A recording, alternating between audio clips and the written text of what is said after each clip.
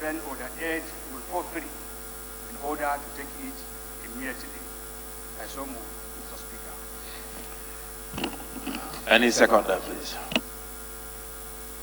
Honorable Oshoba. Mr. Speaker, sir, honorable colleagues, I stand to second the motion as moved by my honorable colleague, Honorable Fakin Adam. I so second.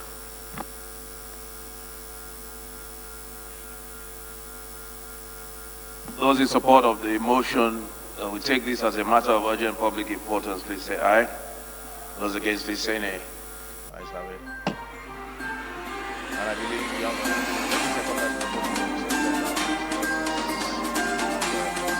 now, Honorable Francis. Mr. Speaker, honorable members, my name is Francis Charles, I'm a member representing Karabat, Barani Minister of Police. Rise to second the motion and sustain our urgent second.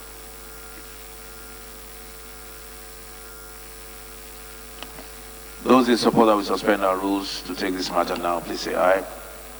Those against, please say nay. Ayes have it. Honorable Sekada. Thank you, Honorable Speaker, my colleagues. I wish to ask the House to note that on Friday, 18th July 2019, bandit attacks Ololi, Garamata, and Kamito villages in Gura local government of Sokoto State, as a result of which more than 30 people were killed and several others injured. Report that on 24th June 2019, less than 1 month to this attack, similar attack occurred in Malafaru village where 21 people were killed. Many others were severely injured, properties worth millions of naira destroyed, and livestock and other valuables carted away.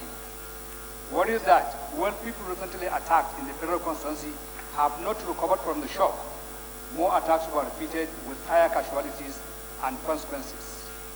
To stop that, the people in the affected areas are facing multiple challenges of vulnerability to further attacks if urgent security action is not taken, and untold hardship by victims who are mostly in bad condition with no provision for relief measures. Resolved to direct the National Emergency Material Agency, NEMA, to provide immediate relief materials including food items, clothes, drugs, and mosquito nets. 2, direct the National Refugees Commission to provide boreholes and schools at the site of incidents to mitigate the difficulties faced by the refugees at the moment. 3, urgent relevant security agencies to increase their efforts in safeguarding the people in the affected areas and their neighborhood against future attacks. 4, appeal to this honorable House to provide special funds to support the victims to avoid possible joblessness as they have been displaced from their farms and businesses. And 5, observe 2 minutes silence in honor of the deceased.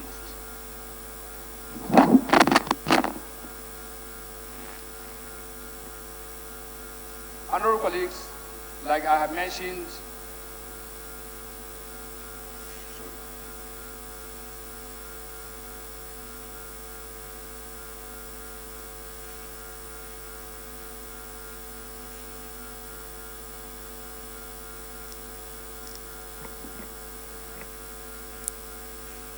Okay, this is a disaster motion, I believe, and there'll be no need to subject it to a debate. The facts speak for themselves, unless there's anybody who's speaking against.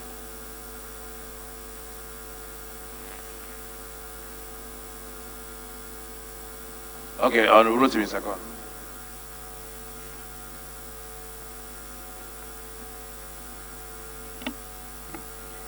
Thank you, Mr. Speaker, dear colleagues. My name is Prince Rotimi Abusoye, representing Kushope Federal Constituency of Lagos. I rise to second the motion as moved by my colleagues. I so second. Mr. Speaker as well, I think it is important maybe you give us 2-3 minutes to say 1 or 2 things about this. Please. You will need to ask for us to suspend the rules again.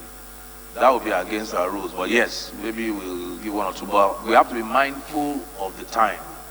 We have to be mindful of the time. We're trying to, we've not been mindful in the last, and then we end up staying here till 5 o'clock. But yes, if it's important enough for you, we'll allow your contribution. So,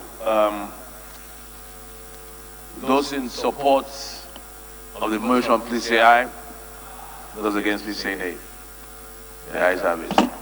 Honorable Secretary, do you want to lead any debate on that? But there's no need. Honorable Rotimi, what do you want to add to the motion? Thank you, Mr. Speaker, for this opportunity. My name is Prince Rotimi Agusoye, representing Koshope Federal Constituency of Lagos. Mr. Speaker, this bandit here and there is becoming one attack too many. I think it is time for us to sit down as a nation to sit on how to combat this, on how to find lasting solution to it. Today, it is where my colleague mentioned, tomorrow it will be another place. Yesterday, it was so many areas. So I think it is important we sit and find lasting solution to it. Thank you, Mr. Speaker. Thank you. Thank you, Honorable Agusoye. So I'll put a question. Those in support of the motion as moved by Honorable Seriki Ada, please say aye. Those against, please say nay. Ayes have it. Honorable Luga, your motion was stepped down last week. Are you ready to take it? Thank you. Oh yeah, sorry. I think one of the prayers was for a minute silence for the departed. So can we rise for a minute silence, please?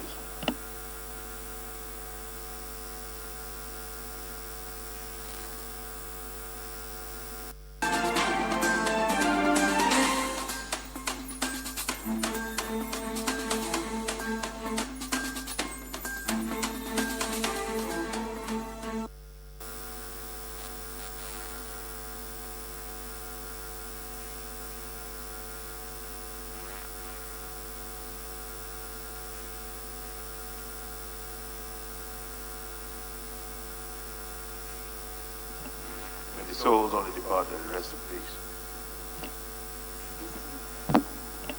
Honorable Luga.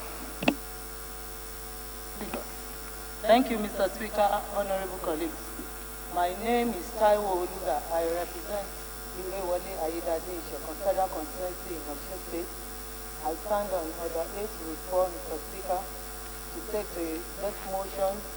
The need to improve access to quality basic education in Nigeria and to reduce or eradicate the rising number of out-of-school children in Nigeria. This has a national importance. I need to move the motion of urgent national matter on the need to improve the access of quality basic education in Nigeria and the rising number of out-of-school children in Nigeria. Mr. Speaker, honorable colleagues, the 2018 UNICEF report released a few weeks ago shows that about 10.5 million, in fact it has increased to about 13.2 million out-of-school children in Nigeria, and out of 5, Mr. Speaker, honorable colleagues, all over the world, 1 is a Nigerian child. I believe something urgent must be done about it. I implore this House to let us consider it urgent. Thank you, Mr. Speaker. Any seconder? SMA?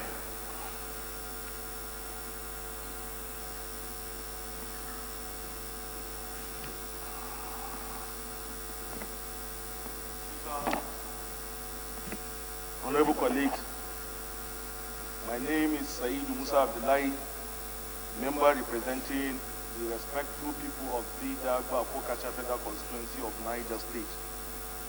Mr. Speaker, I rise to second the motion heavily moved by my sister and colleague, Honorable Tewa Olukemi Oluga. I so second.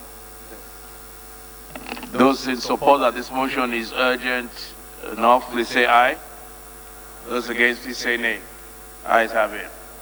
Honorable Oluga, do you want to move your motion now? Yes. Suspension of the rules, I believe. Did you move for that? Thank you, Mr. Speaker. Thank you. Yeah. Thank you, Mr. Speaker, honorable colleagues. I remain Taiwo Oluga, representing the fantastic people of Irewole Ayedade Ishokan Federal Constituency. I move the motion for the suspension of the business of the day to take this motion. I so move. The rules of the House. Thank you. Honorable Alabi, did you want to second that?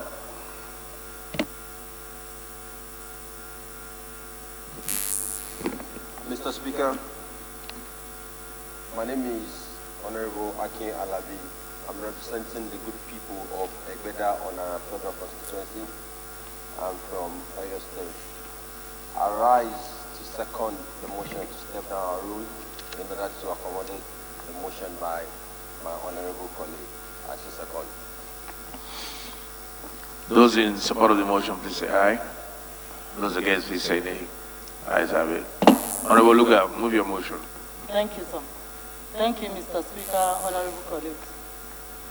The motion of urgent national importance, urgent need to improve access to quality basic education in Nigeria and to reduce or eradicate the rising number of out-of-school children in Nigeria.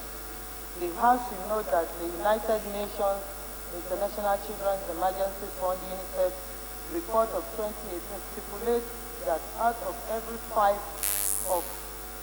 out-of-school children in the world, 1 is a Nigerian child. According to UNICEF, approximately 10.5 million children in Nigeria between the ages of 5 and 14 years are out of school. 60% of 6 to 9 years of children regularly attend primary school, and the children ages between 36 months to 59 months receive early education. This report is frightening and depicts a bleak future for the Nigerian child. The House should note that the fundamental objectives and directives principle of state policy are contained in Chapter 2 of the Constitution of Federal Republic of Nigeria 1999 as amended, and Section 18, which contains the educational policy of the Federation, provides in subsection 1 that government shall direct its policy towards ensuring that there are equal and adequate educational opportunities at all levels. The House should be aware that although the fundamental objectives and directive principles of the state policy are not enforceable against the state policy, they stand as a benchmark for which government performance may be measured. The House should take cognizance that in the realization of responsibility of government to provide basic education for its citizens, the government of the Federal Republic of Nigeria established the Universal Basic Education Program through the Universal Basic Education Act in 2004. Concern. The UNICEF report states that the number of out-of-school children in Nigeria is almost 11 million, which is the highest in the world. The worry that despite the fact that the federal government of Nigeria has expended huge national resources on basic education, a recent report reveals that government funding of basic education has not had much impact on basic education in Nigeria. I pray that UNICEF recommends that the nation should appropriate between 15% to 20% of their national appropriation expenditure for education. Budgetary spending on education funding is less than 10% on an average in Nigeria. Further worry that in a bid to change the negative narrative of the level of child illiteracy in Nigeria, the Office of the Vice President, through the National Social Investment Program, commenced the school feeding program. Mr. Speaker, honorable colleagues, the disturb now is that the ugly trend is not, if it is not reversed immediately, poverty, insecurity, and underdevelopment will be the banquet that our generation will hand over to the next, and the chances for a better Nigeria tomorrow may become unrealizable dreams. My prayers now, that the Ninth National Assembly should, in conjunction with the Federal Executive, ensure increase in the financial allocation to the educational sector in the 2020 Appropriation Act, that the chairman of the Universal Basic Education appear when the committee is put in place, should appear before the House Committee on Basic Education immediately to explain the challenges in the operation of the program and the reason for the high number of out-of-school children in Nigeria. Number 3, that the House Committee on Universal Basic Education should cause an investigation in the utilization of the funds disbursed by the Universal Primary Education Commission to the State Primary Education Board in the last 5 years, with the objective of ascertaining whether such funds were diverted or mismanaged. Finally, Mr. Speaker and honorable colleagues, that the committee should report to the House within the next 6 weeks.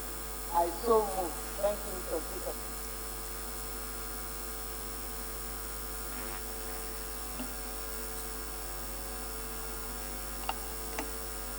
Any seconder to the motion?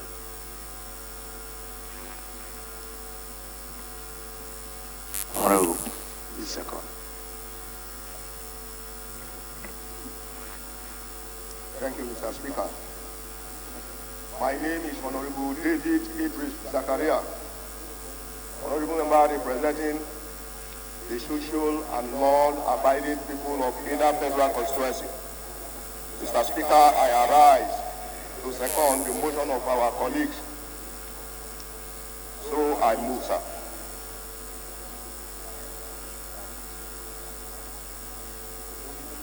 Honorable Oluga, do you want to lead the debate?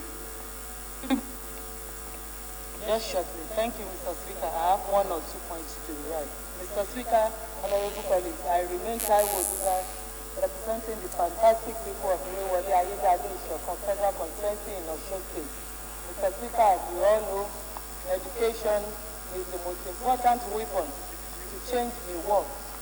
And if we have such pool of children that are out of school, about 13.5 million, it is dangerous for us as a country to sit here and see that the increase in the number of out-of-school children by the day as it is going.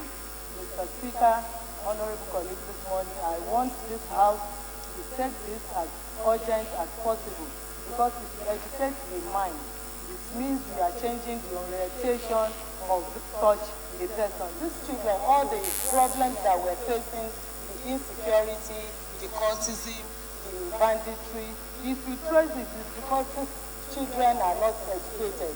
It's because they cannot differentiate between left and right. They don't know the value of life.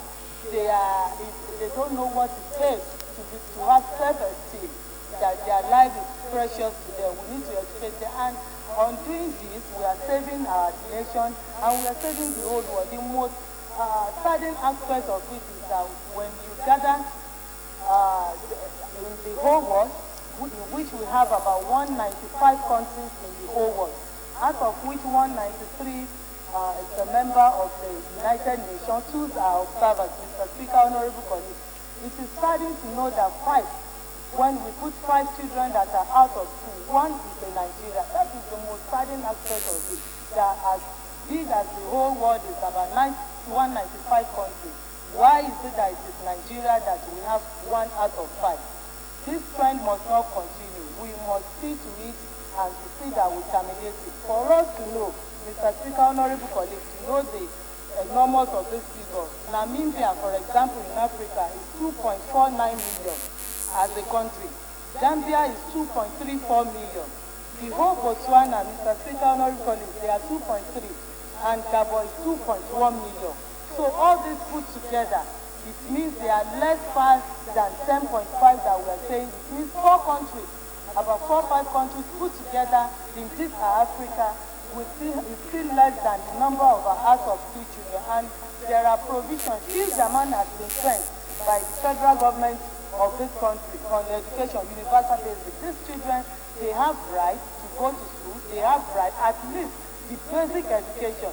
So I urge this honorable house this morning that we should take this as a national public urgent matter to discuss it, get these children back to school. Let's see how we can do it. In America, Mr. Speaker, honorable colleagues, we all know that education is free from primary to secondary school. Let's assist them so that we can reduce the pool. If they're saying insecurity, herdsmen, Boko Haram, they have pool already. It's just a matter of going there, recruit 500 that you want to use for Boko Haram. It's just a matter of going there, recruit 200, 1 million for all the cultism and so on and the social violence. So I want to call this out this morning that we should consider it and see to it. Mr. Speaker, finally, before I speak, it is Nelson Mandela, the Peace Prize winner, that said, he said, and I quote, that a good head put together with a good mind gives you good combination. But in addition to that, when you add education to that, when you add literacy to that, to the good head and the good mind, it gives you something special. On that, I want us to see that and see how we can remove those children that are out there from the street back to the school. I thank you, Mr. Speaker, honorable colleagues, for this opportunity. Thank you, sir. Honorable Ayani, you wanted to contribute? Okay, Honorable Abdullahi.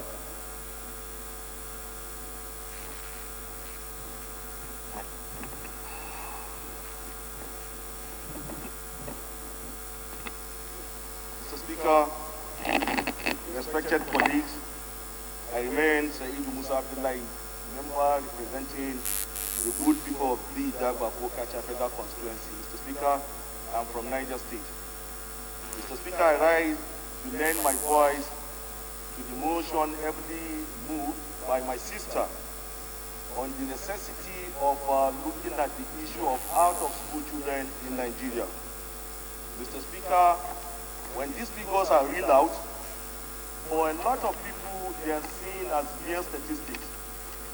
But for me, for someone that has lived in the north, for someone that is born in the north, I know for a fact that the figures represent the reality of our present day living. Mr. Speaker, it is very, very unfortunate and disheartening that year in, year out, these numbers seem to be on the increase. From 8-point-something million today, we have over 13-point-something million out of school children in Nigeria. It is a matter that deserves national attention. It is a matter that should lead us to declaring a national emergency. Mr. Speaker, there are so many factors that we could look at when we come to debate the issue of education.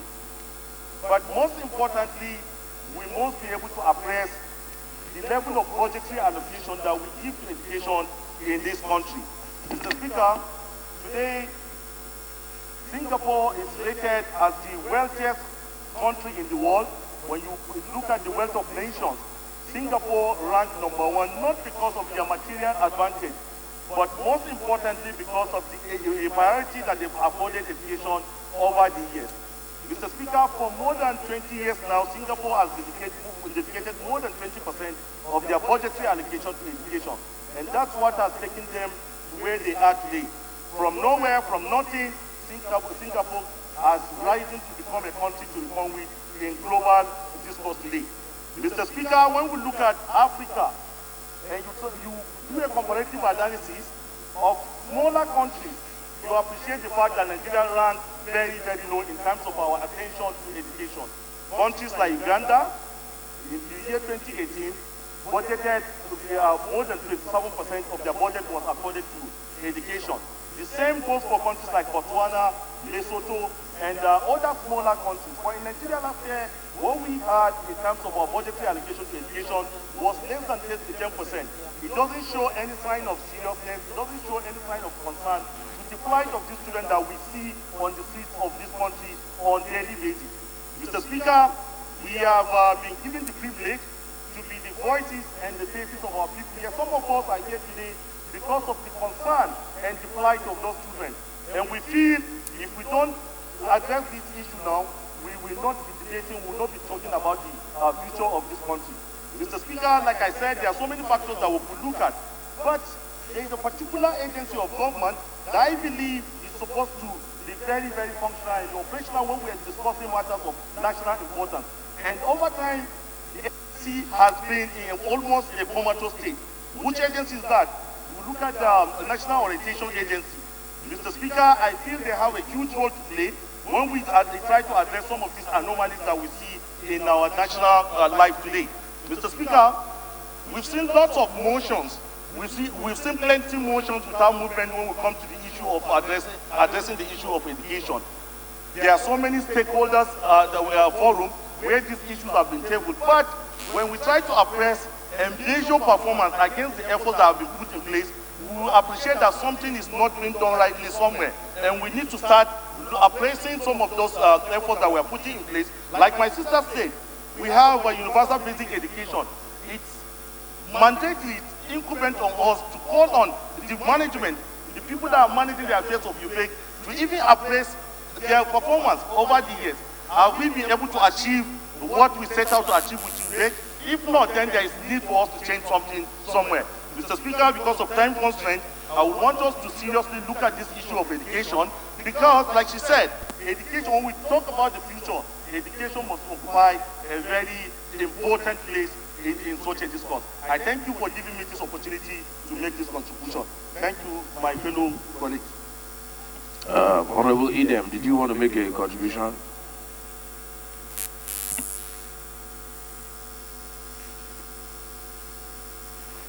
Mr. Speaker and distinguished colleagues,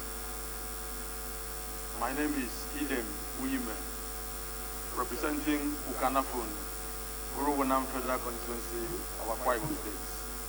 Mr. Speaker, on your invitation, I rise this morning to lend my voice to that motion as moved by my colleague and sister, that the importance of education is not something that we should really stress much.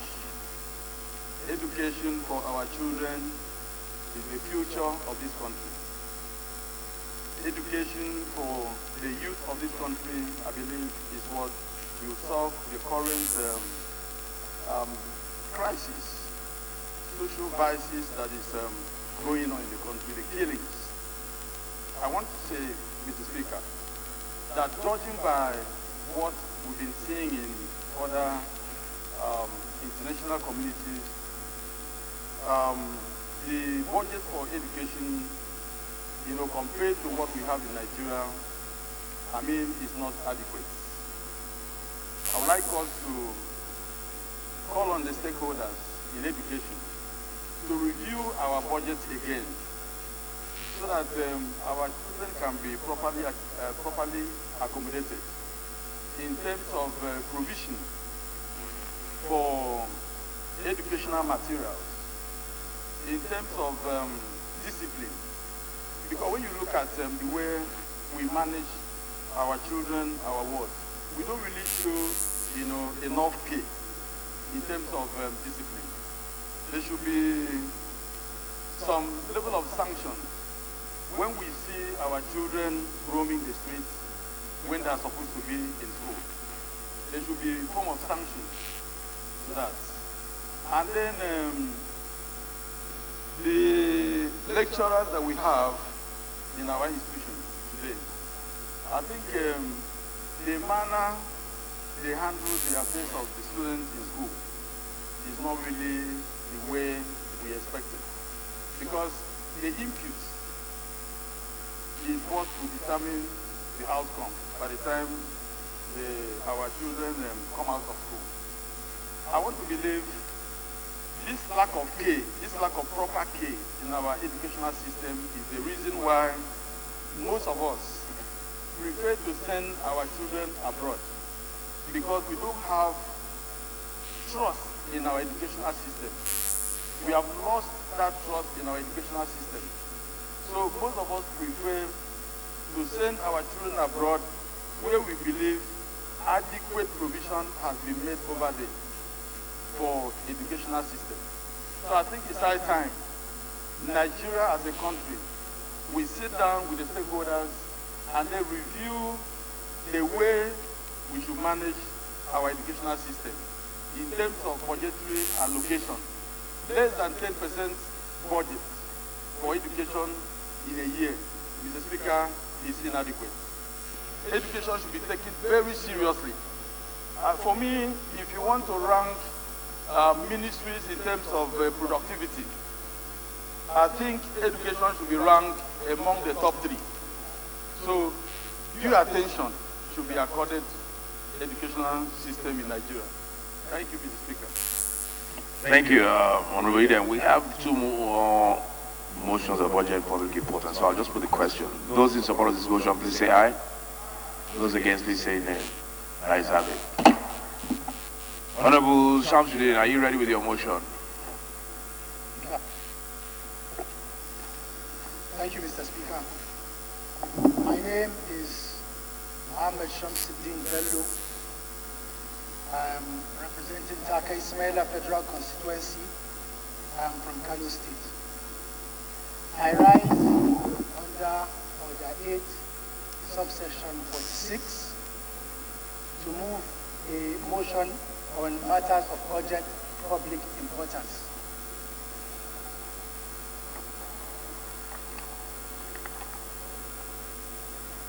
On the 22nd of July, 2019, and on several other dates before now, the members of the Islamic Movement of Nigeria have done and threatened to do acts and preparatory to or in furtherance of terrorism, including destabilization and destroying of public utilities, attack on security personnel such as the Nigerian Police and Civil Defense Corps. This act seriously intimidates the population of Abuja as well as its environs, and also damages or intends to damage the corporate existence of the Federal Republic of Nigeria. Such violent and unlawful assembly is sporadic and leads to the loss of lives and properties. The Nigerian police force appears incapable to tame it as a result of the colossal violence of the members of the Islamic Movement of Nigeria. Hence, the need to direct the Inspector General of Police of the Federal Republic of Nigeria to initiate the proscription of the MIN and or declare the assembly unlawful in Nigeria. The incident of the 22nd day of July 2019 is disheartening, to say the least, especially as it led to the death of the Deputy Commissioner of the Police. Point of order, Mr. Speaker. Point of order, Mr. Yeah, I think I know what your point of order is. Sorry, I was distracted by Honorable Laguswe. What's the point of order? Thank you. Mr. Speaker, am I protected? Go ahead. What's your point of order, Honorable Achibong?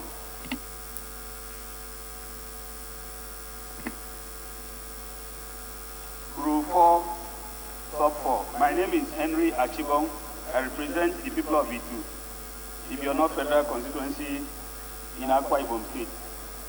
Mr. Speaker, sub 4 says, not more than 2 of such motions shall be made at the same sitting. Mr. Speaker, we are talking of matters of urgent public importance, and my colleague rose to present the third one, and then you gave him an opportunity to speak, but he started reading the motion instead of asking for the House, for the leave of the House to allow him to take the motion. I wanted to draw his attention. Please, order, please.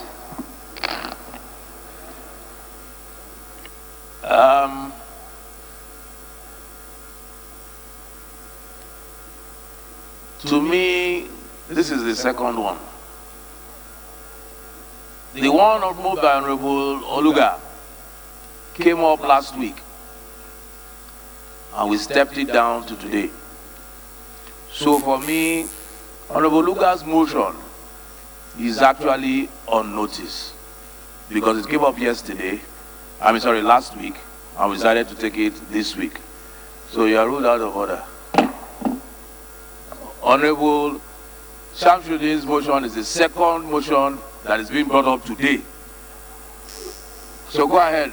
But you basically told us what the motion is about. So we'll get somebody to second it before we proceed.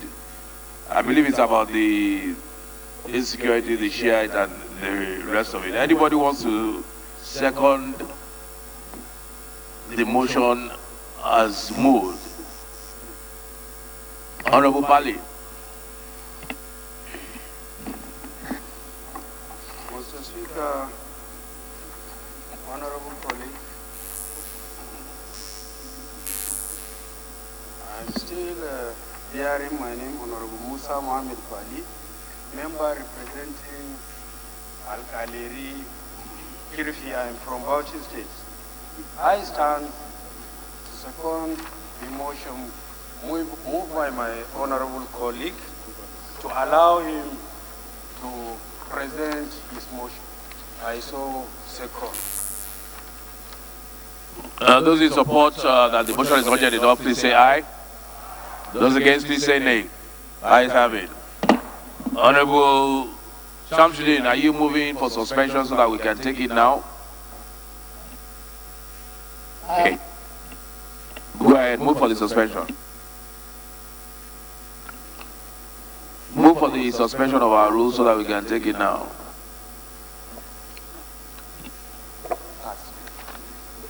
My name is Honorable Mohammed Shamsuddin Bello. I move for the suspension of the rules to take this motion. Thank you. Your neighbor can second you.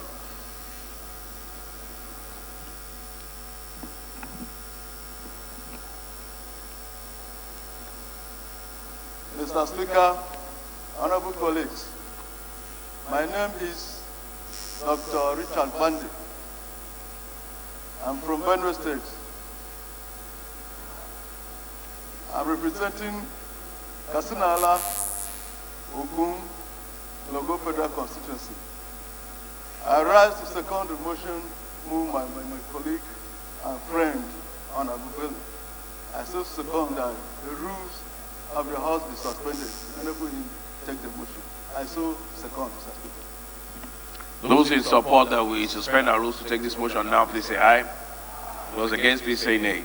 Ayes have it. Honorable Shamsuddin, now you can proceed with your, or move your motion. Move your motion. Thank you, Mr. Speaker. Like I was saying, there was the death of the Deputy Commissioner and also an NYC corps member that died all on the line of their work, not to mention the others that were not included in the news. So many lives and properties were lost. I was speaking with my colleague here, Honorable Adejoro, and he mentioned how the other time he had a visitor that came and the visitor's car was vandalized and his visitor was attacked and hospitalized and he had to foot those bills. Again, note, the Nigerian police force is primarily established for the prevention and detection of crime, apprehension of offenders, preservation of law and order, as well as protection of lives and properties in Nigeria, including the Federal Capital Territory, Abuja.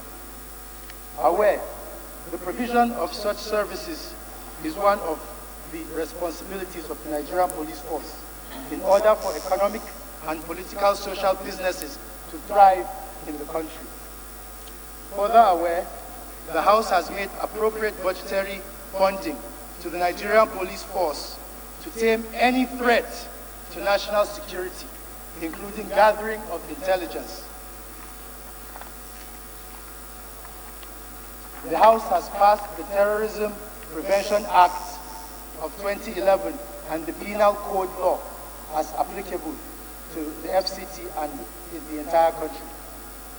In particular, Section 100, subsection D, declares unlawful assembly of any persons whose common objective is by means of criminal force or show of criminal force to enforce any rights or supposed rights.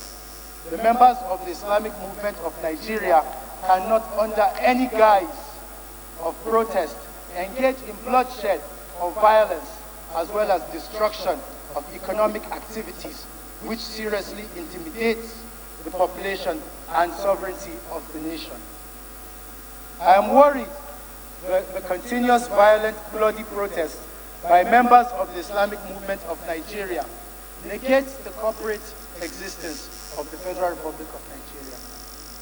Concerned that if urgent steps are not taken to proscribe Islamic movement of Nigeria or declare their assembly unlawful in Nigeria, the group may likely arm itself and turn a deadly group like the indigenous people of Biafra and Boko Haram.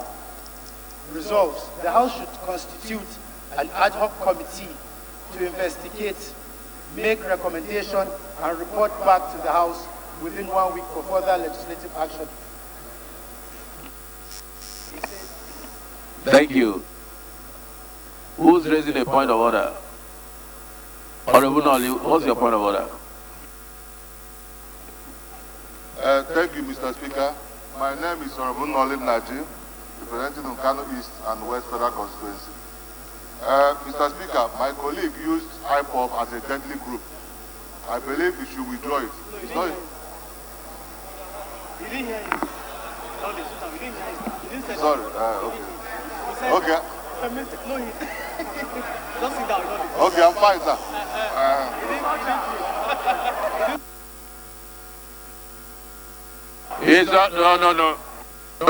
No. I think Honorable Nolly's order is a general order. It's not specific. There are no provision. It's a general order. Point noted, Honorable Nolly. Any seconder to the motion? Honorable Edu.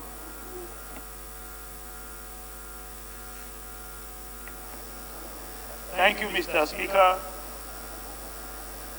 I am Honorable Edu Olanrewaju Oladapo, representing all the people of Abeokuta South Federal Constituency. I rise this morning to support the motion ably moved by my honorable colleagues. I am from Ogun State. I stand this morning to support the motion ably moved by my honorable colleague because of the urgent importance and how it is to the nation as a whole. I so support.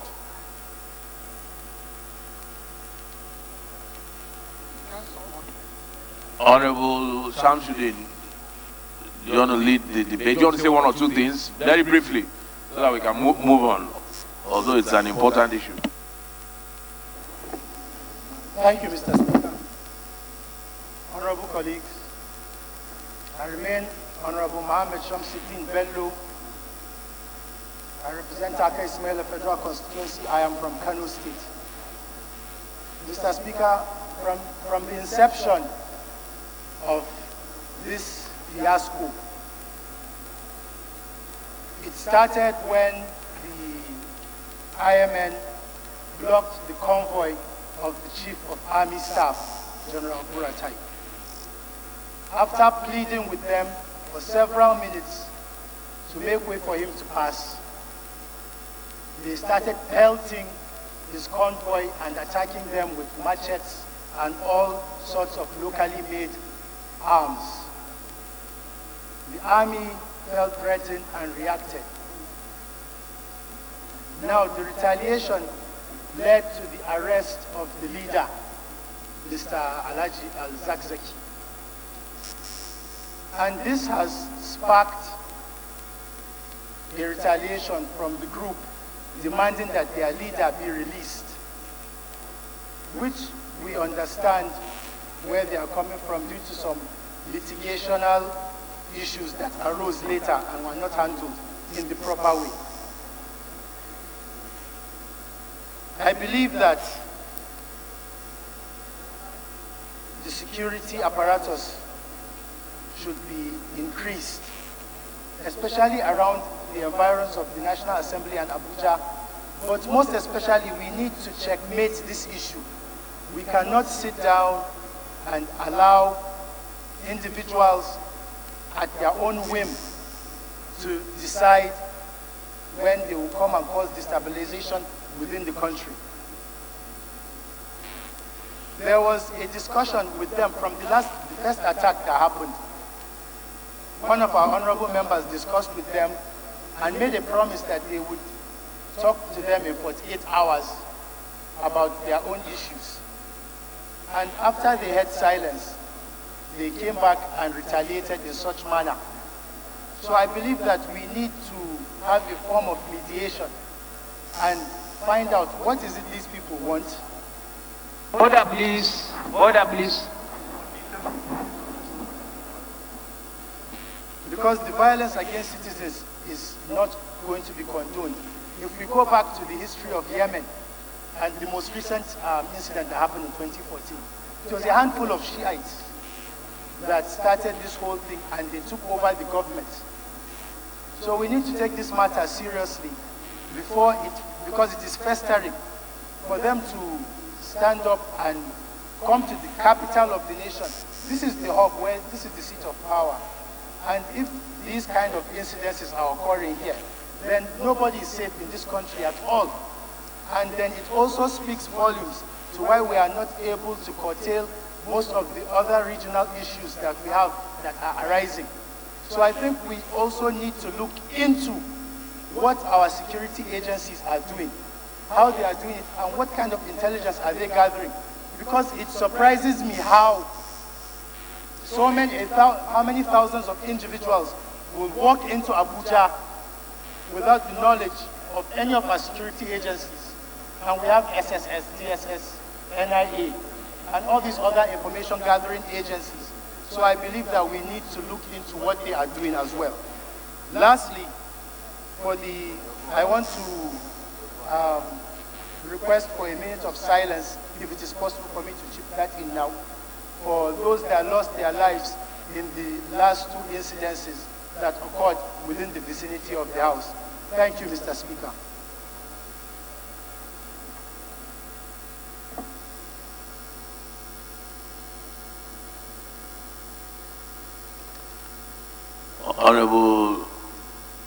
Honorable Nolly, are you still trying to speak?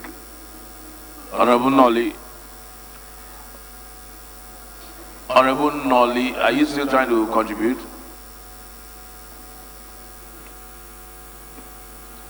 Well, yeah, Mr. Speaker. Well, my name is Honorable Nolly Najin, Nkano East and West Federal Constituency. Mr. Speaker, my colleagues, well, I try to make my position because when my colleague was speaking, he mentioned IPOB as a terrorist, as a deadly group. So I just wanted to alert him that IPOB is not a deadly group. It's just a movement. That's my position, sir. Thank you.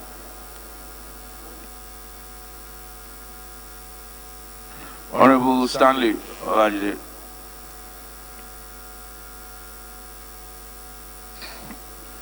Thank you, Mr. Speaker. I remain Honorable Adedeji Stanley Olajide, member representing Ibadan Southwest, Northwest Federal Constituency. Mr. Speaker, we are dealing with a very, very tough situation. it is important that we really handle this matter very carefully. It is so simple to say that we need to beef up security, we need to add more police on the roads, but the issue we have here requires dialogue. It is important that we bring the parties together to have dialogue. It is not okay for us to see innocent lives being lost every day, every week. I urge this House, and I speak at the highest tone of my voice, that the time is now. We need to gather all the parties, all the stakeholders together and have a dialogue to discuss the way forward. We are supposed to be governing over people. We cannot watch the same people be killed every week.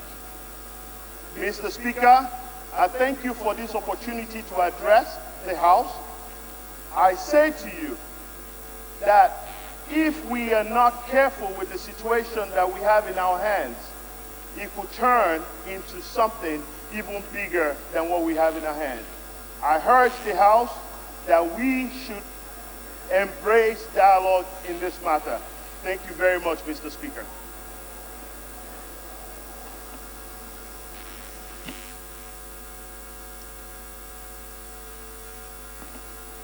Honorable Mama.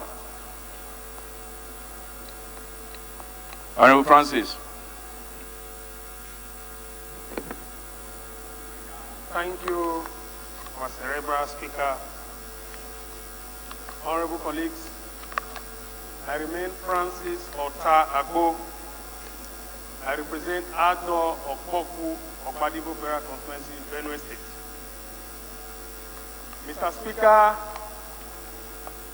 we are in trouble in this country. This country is on a precipice. And of course, it was against this background that the late Chino Achebe talked about there was a country. And we as the people's parliamentarians, we have a responsibility to make Nigeria a country. And we cannot do this without asking the necessary questions. If we must represent our people, we must ask the necessary questions that ordinary person on the street would ask if you give him or her the opportunity. One of the questions is, what has happened to intelligence gathering in this country? How did the Shiites get free access to Abuja? How did they even gain entrance into the National Assembly? We must ask these questions. And if we don't ask these questions, we will not have any solution to it. I'm saying this because this country has become a killing field. We know that very clearly. But there are people who are saddled with the responsibility of intelligence gathering and in securing this country. What has happened to the billions upon billions that have been voted for intelligence gathering in this country, Mr. Speaker? I want to say that as a House, we should summon the courage to invite the people who are saddled with this responsibility of intelligence gathering, the DSS, the NIA, and what have you, so that they could appear before us, because this is a very serious matter. Now, my colleague talked about proscribing the group, and I agree with them. I agree with him. They do not have the right to kill people in this country. They only have the right to move around, to associate. But the way it is now, if we keep seeing lips on this matter, I tell you, it may even get worse than this. So I want to join my colleague to call for the proscription of this group. And I want to also add that if the judiciary, if the court had actually given a judgment granting bail to the leader of this group, of course, we have to also continue to re-echo that to the executive to actually comply with that judicial pronouncement. Because as A legislature, we are lawmakers, we are not lawbreakers. Thank you, Mr. Speaker, for this opportunity.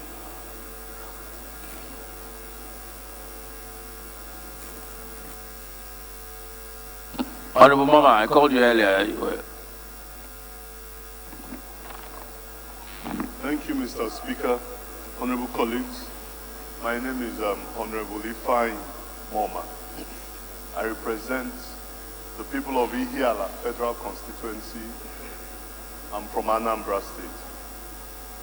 First, I would like to thank Honorable Shamsuddin for this indeed matter of urgent public interest. The truth is, security lapses in this country has become an order of the day. We need to nip these things in the bud. We need to step away from rhetorics. We need to step away from cosmetic makeup in all of this situation and attack this thing furiously. We need to follow it up in a boisterous manner, because as an arm of government, why we are here is for protection of lives and property. So we cannot always dilly-dally and find ourselves in a situation whereby a group would come and threaten people moving around. Imagine the threats we have received at the National Assembly entrance. So that would give you a foresight into what the ordinary Nigerians might be going through there. Mr. Speaker, honorable colleagues, I stand to lend credence to this, that whatever we need to do, whatever drastic measures that need to be employed, must be done expeditiously. It must be done fast. So it can be a deterrent to other pockets of insurgents that probably will come up and we'll find out that we cannot be able to control them. Thank you very much, Mr. Speaker.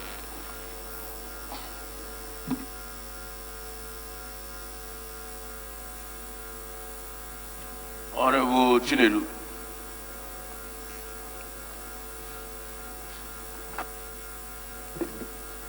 Thank you, Mr. Speaker. My name is Honorable Obidigwe Benjamin Chinedu, Anambra East and West Federal Constituency. Mr. Speaker, this motion borders more on insecurity. On issue of shites, or shites, as they be called, the truth is that we need dialogue. My colleague over there have said it. It's not all time we attack any organization that rise against their own rights that's been impinged. We attack a terrorist group. It is high time we begin to look into what are the root causes of this problem. Why will we solve it? How will we solve those problems? It's not every time we wake up and say, and we should stop as a country using third law of motion. Action and reaction is equal and opposite. It's not the best. We mustn't kill all our citizens to prove a point. When certain groups rise to begin to shout that their right has been in one way trampled upon, or that a particular court gave order to release so and so, and at the end of the day, what happened? These people had their own way. Though the way they are going about it is not the right way. But there is need for the country, there is need for the nation to hear them, so that we can solve all this problem and leave the problem at the board, instead of allowing it to escalate. We can mount roadblocks all over Nigeria in order to solve insecurity. Sometimes some of these problems are problems that can be solved by common dialogue, roundtable discussion. Call the leaders of this group to order and see what is their problem. How can we help you? And people will be stopped being traumatized at all times. The way we are going about insecurity in this country is getting alarmed all over the world. and we need to manage our situation. We need to manage this country. If we are facing, as the Southeast, kidnapping, Southwest kidnapping, Northeast Boko Haram, North Central now, we are talking about Haiti. Everywhere, every part of this country, the one problem. Herdsmen, everywhere. So, is there no time we should come to a round table and say, how can we solve this particular one to avoid it from escalating? So, Mr. Speaker, in as much as I'm supporting my colleague with his motion, I am also of the view that one aspect of his motion needs to be expunged and replaced with dialogue. And that aspect is to declare that group a terrorist group. We need to find out their problem. People are dying. Police are dying. The protesters are also dying. We shouldn't fold hand and see everybody to die before we can put hand. So, Mr. Speaker, even your office can help in this aspect of dialogue. We have good Muslims here, very good ones. The committee can make up of the good Muslims here, and then we look into their problem and find out solution to it. We know what they are shouting, that their leader will be released from the prison. If actually court has given the order for their leader to be released, then the court order needs to be carried out. If court order has not been given for their leader to be released, let them follow the real aspect, but they need to be talked to. They need to be called to order. We have very credible leaders of the North who can help in this circumstance. Everything shouldn't be fire to fire, gun to gun. And that is me, and that's the way I said it. So we should go back to dialogue. Please, on this silence, please. Thank you, Mr. Honourable members, resume your seats.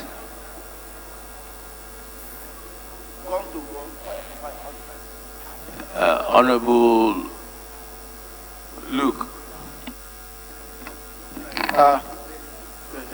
Thank you very much, Mr. Speaker. Allow the speaker to concentrate. Honorable Nasiru Ali, allow the speaker to concentrate, please. Honorable Prestige Osi, Dr. Adejare, Honorable Dr. Adejare, please allow the speaker to concentrate.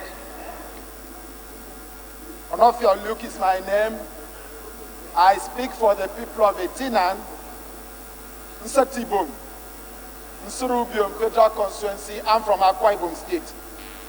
Mr. Speaker, I thank you for this opportunity to make my contribution in this matter that is at the front burner of the Federal Republic of Nigeria today, which is the security of our country and the security of lives and property of the citizens of Nigeria. Let me start by commending my colleague, Honorable Shamsuddin, for timelessly bringing that matter of urgent public importance before us for us to discuss. Though my contribution and debate would have to incorporate the general security situation in the country, because I believe that that is the greatest problem that we are being faced with today. And the earlier we resolve them, the better for our economy, the better for our children, and then the better for the country at large. So, Mr. Speaker, yesterday evening on my way towards Apo by Nepal, I saw a long convoy of police officers heading to Gudu Cemetery. 30 minutes later, I saw it in the news that the Deputy Commissioner of Police has been killed in the course of the crisis that happened yesterday. Mr. Speaker, we might just say, yes, it's an individual. But can we as a country consider the amount of resources that has been put to train that Deputy Commissioner of Police to rise from his very first position to the Deputy Commissioner of Police? What a resources that has been wasted. Mr. Speaker, again, a man left his house in the morning and left his family only to be found in the cemetery in the evening. These are the tiny issues that we overlook, but it is very critical, Mr. Speaker. If it is not happening to us today, does not mean that those who it's happening to are very unfortunate. So, Mr. Speaker, again, I saw in the news that a journalist, a member of the NYSC, a core member, was mauled down by stray bullets. That is another resource wasted. So much money by the parent put in to train such child, and as a core member, lost his life. Mr. Speaker, these are situations that can be avoided. I know that those families are in grief today. I rise first to condole with the Inspector General of Police and the entire police force on the demise of that Deputy Commissioner of Police, and to say that it is a great loss, not only to the police force, but to the country at large. And I condole with the family of that young child, that journalist, that core member, who has found himself mauled down by stray bullets. So, Mr. Speaker, on the basis of this, we want to rise, standing on the authority given to us by the Constitution of the Federal Republic of Nigeria, Section 11, which gives us the order, which gives us the strength, the legislative power and competency to make laws for public security and safety.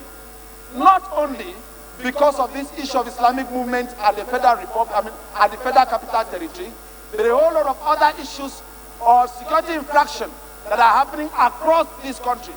Mr. Speaker, I was in your entourage to Zamfara. That was a proactive action that you took to be able to go to Zamfara and listen to the people of Zamfara. And with that, you were able to come out with solutions that would meet the challenges that we meet on ground in Zamfara. Mr. Speaker, I want to appeal that this House, whether in an executive session or as represented by the leadership, should please go into a closed-door meeting with the security agencies of this country. We are glossing over these issues day after day, and it is gathering storm. Mr. Speaker, many diplomatic missions, many embassies have issued travel warning to their citizens living in this country. That does not portend well for our security, that does not portend well for our economy, that does not speak well for our investment. We are hoping to be able to bring down our debt through foreign direct investments, sir. Investors will not come if we are not seen as being proactive in resolving these issues of security challenges in this country. So on this note, Mr. Speaker, I want to urge that the leadership of this House, should invite the security agencies to meet with the leadership so that we know actually what are their problems, what are their challenges, and the way we can sit down together to prefer solutions to these challenges. So I rise to lend my voice to that motion that has been brought by my colleague, but to disagree that they should not be proscribed. Instead, there should be an avenue where their grievances are heard. And like I said in the last time where I debated on this issue, Mr. Speaker, please, if there are valid court orders asking for the federal government of Nigeria to act by releasing the leader of that movement, valid court order, without any appeal, I want to ask that those court orders should actually be obeyed so that we can get to the root cause of this issue, and then we would survive as a country and we have solved the challenges of security that is gradually gathering across the nooks and crannies of this country. Those are my humble submissions, Mr. Speaker. Thank you for the opportunity to speak on this motion, sir. What? Honorable Abedide, when you raise the point of order, you don't stand up. You sit down and raise it, and then when you are recognized, you...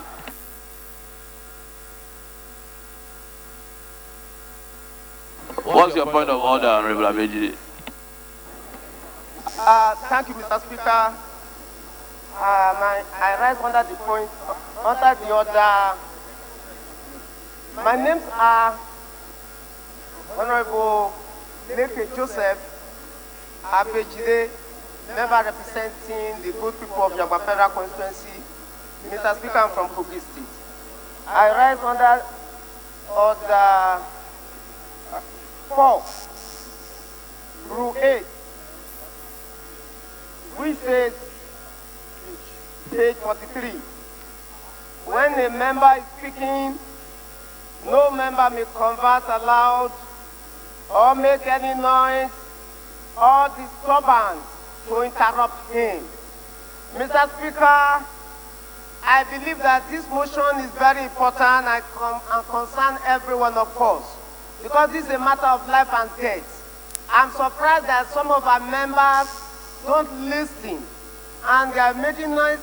If you pass through where these people protested yesterday and maybe by accident a stray bullet happened to hit one of our members, what are we going to be saying today? Please, I want us to listen and listen very well to this motion. I so move. Thank you.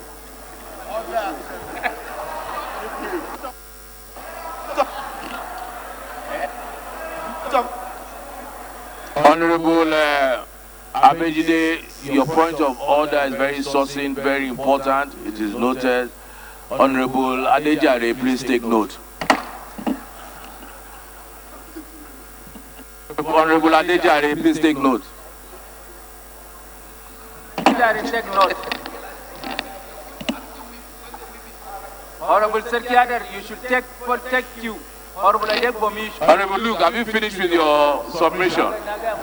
Okay. Honorable Kabir.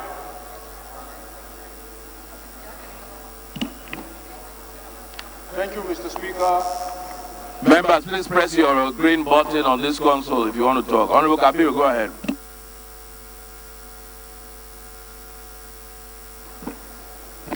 Thank you, Mr. Speaker. I am Kabir Ibrahim Tukra, representing the people of Zuru, Fakai, Donko, Sabu, and Sakapa Federal Constituency. Mr. Speaker, I'm from Kebbi State. Mr. Speaker, this is one too many. What happened yesterday was totally avoidable. I remember in 2009, this was how we started with Boko Haram. We were handling with kid gloves. It will end today, end tomorrow, and it got to where it did. Today in our history, Boko Haram is the biggest disaster that has ever happened to us. Mr. Speaker, to start with, in this House we have lamented as regards how the Nigerian police is understaffed. With adequate policing, the Shiites, that congregation of yesterday cannot come together and do what they do without them being checkmated. I wonder how they are able to come together, gather, and carry out these nefarious things without being checked. Mr. Speaker, this issue is being handled with kids' clothes. Yesterday was a Deputy Commissioner of Police who left his house to go and work. A youth copper who is in his prime, a reporter with Channels TV. All these are avoidable, Mr. Speaker. We are aware in this House that there are court orders stating that the leader of this movement should be released. Mr. Speaker, it is simple.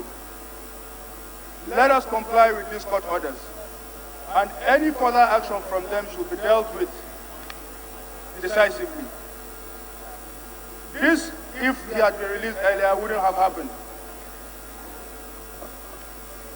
So, Mr. Speaker, in this vein, I call on this House to include in this prayer that to call on the federal government to release the leader of this movement as instructed by the courts of law, Mr. Speaker.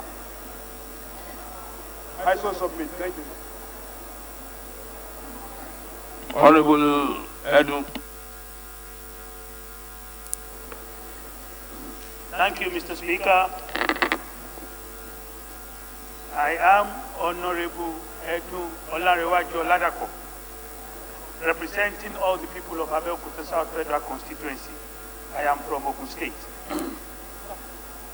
I am happy this morning to contribute into this very important debate, ably moved by my honorable colleague.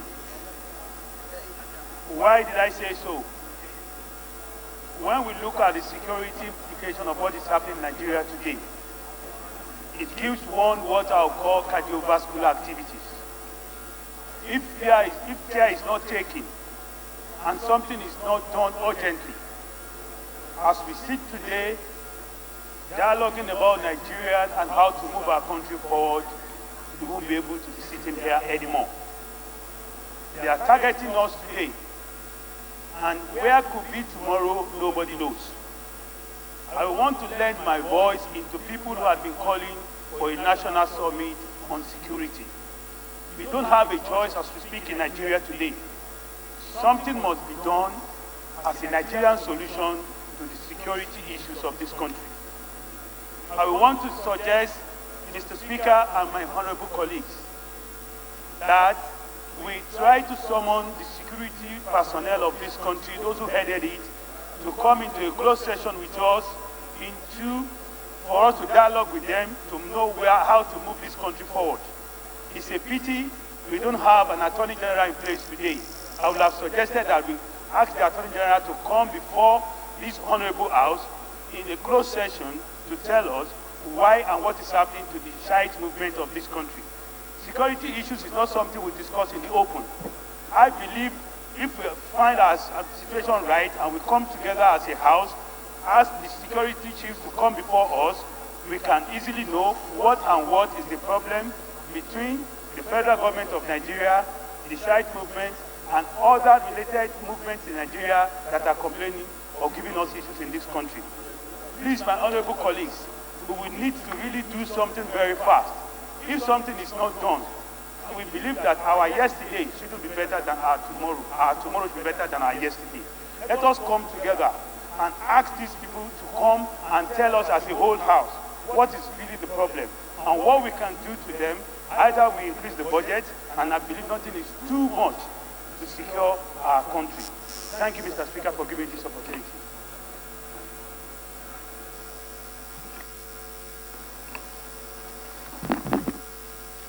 Wale, take your seat, please. Honorable Odegbemi. We need to move to this side so that we can wrap up this debate. Yeah, we've had enough of you guys on this side now. Or we'll even round up the debate. Honorable Fatu. With due respect, sir. Mr. Speaker, sir, honorable colleagues, my name is Fatu Mohammed, member from Katsina State, representing the good people of Daura, Sandamu, and Meadwa.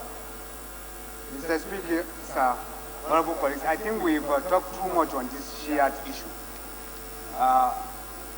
If those that don't know the history of Shia should reflect back to history, naturally, Shia are kind of sect that they are problematic.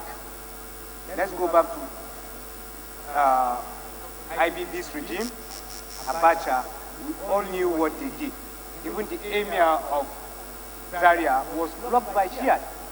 And the court giving bail to their sect leader, we have to look in between the lines. Why is it that the authority are not releasing this man? We should not just say that, okay, they should release him. There are some things that they are beyond saying it out in public. Who finances these people? Where did they get the military training? We have to be careful in Nigeria what is happening to us. We just don't make decisions based on maybe their protests or whatever. We have to look in between the lines. There's a serious problem that we need to look into. This is a security issue that needs not to be said out here. But I believe the House should consult with the securities, the SS, the DSS, to give you full details of what is happening. So please, let's keep this issue over, please, and let the security handle this matter. It's a very serious issue that we don't know who are funding these people. Where are they getting the resources from? Which country is sponsoring them? Nigeria cannot be a scapegoat. Everybody will just push its thumb to Nigeria. Look at the bandits. Look at the kidnappers. Look at the Boko Harams. Look at the Shia now. What have we done to this world? We should not point fingers at our leaders, but we should look at our structural problem. There is a problem in the structure, and we have to meet the securities so that they will tell you the actual truth of what is the root of all this problem. Thank you very much. Honorable Sada.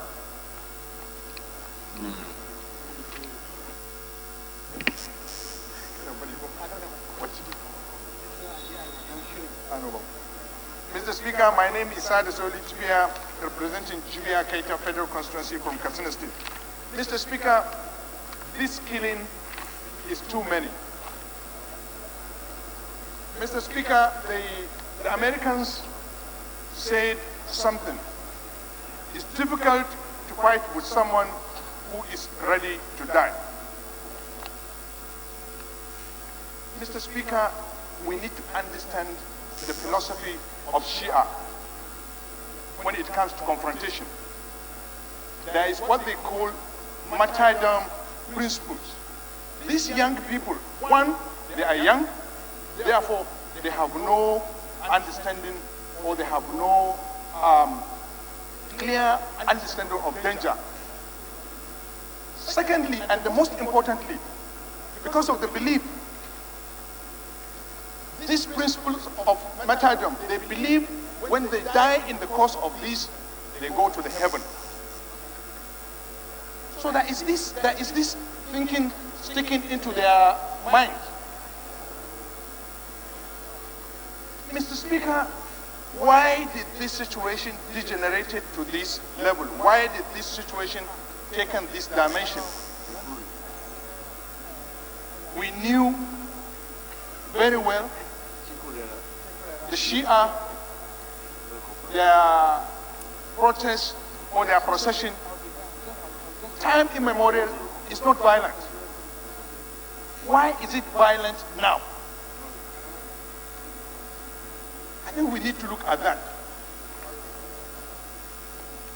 Mr. Speaker, why this violence in Abuja?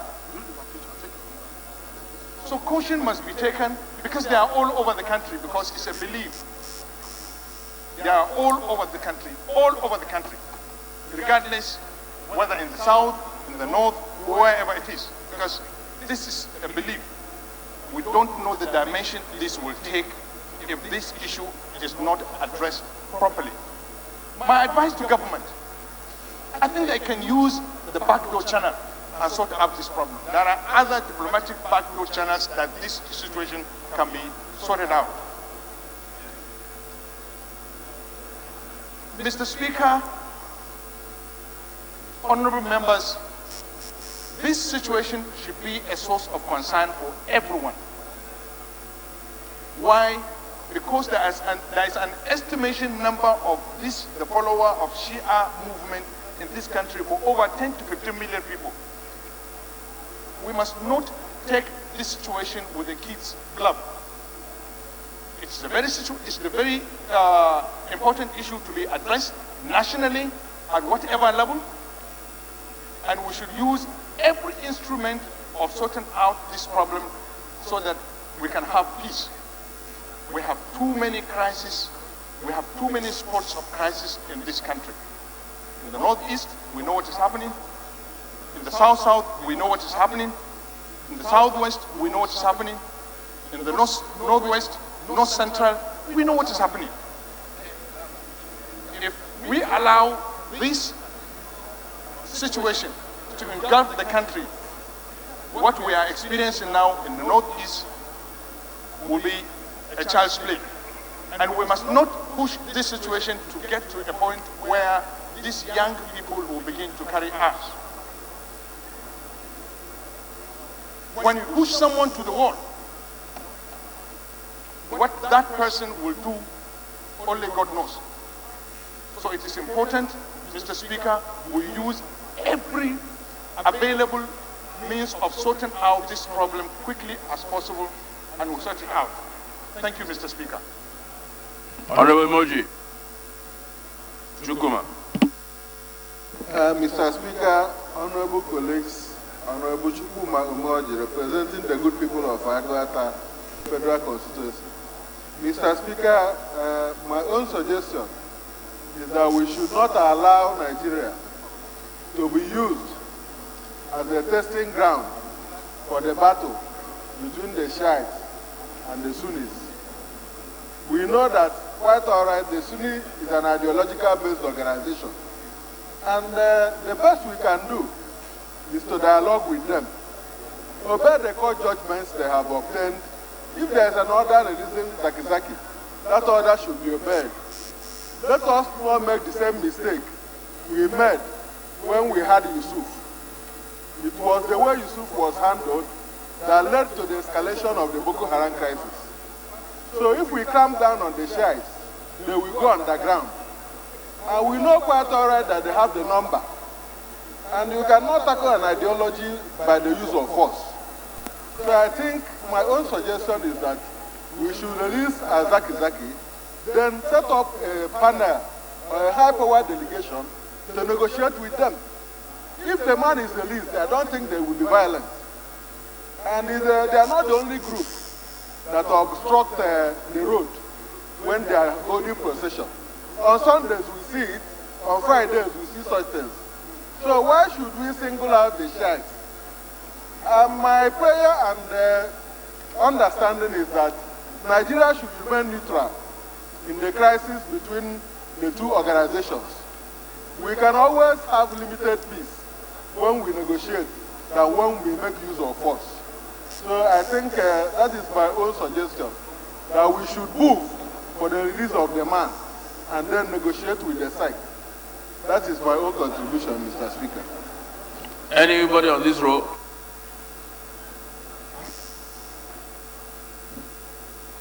Honorable Thomas.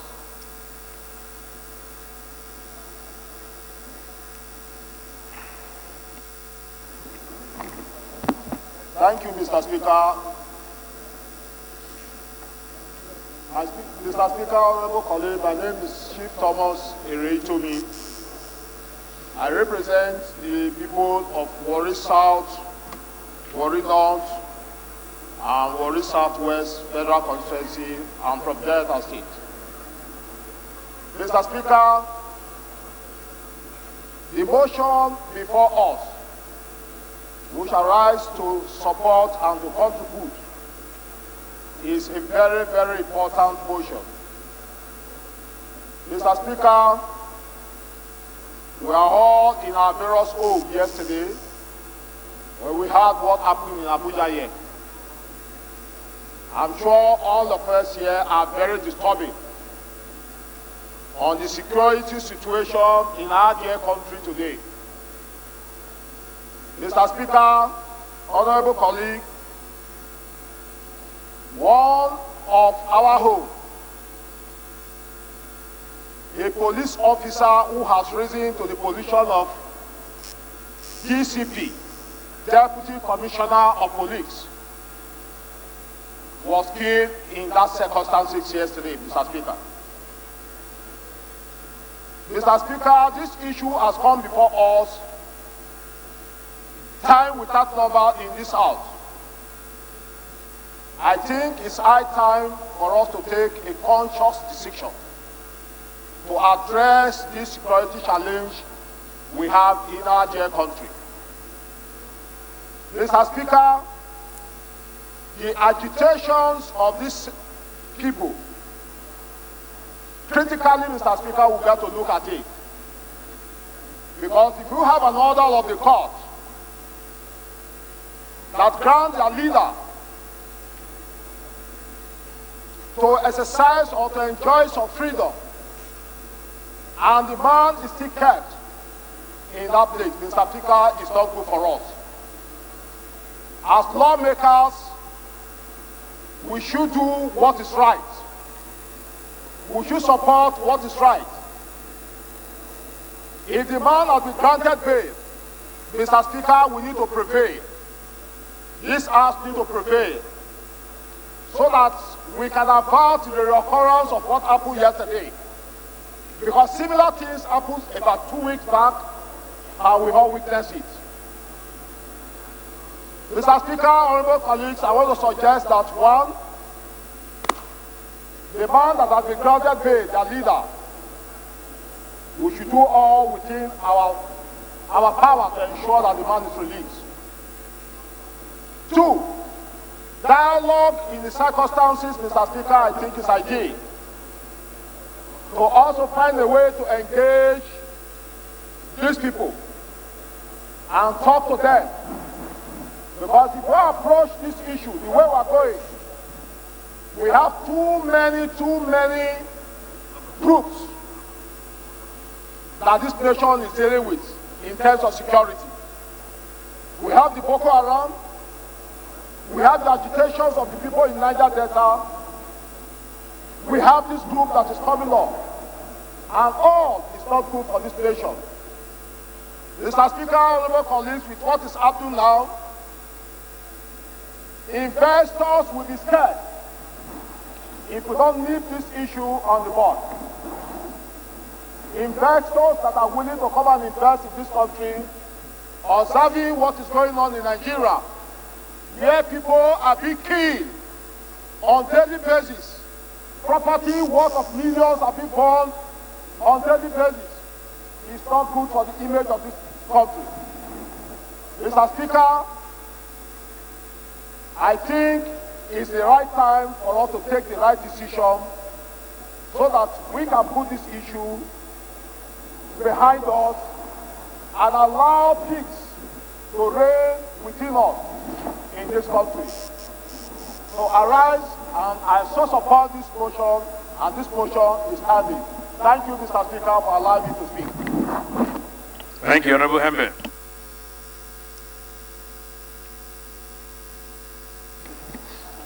Thank you, Mr. Speaker. Honorable colleagues, my name is Herman Hembe. I represent Konshabani Governor Constituency from Benue State. Mr. Speaker, I rise to support this very important matter of urgent public importance.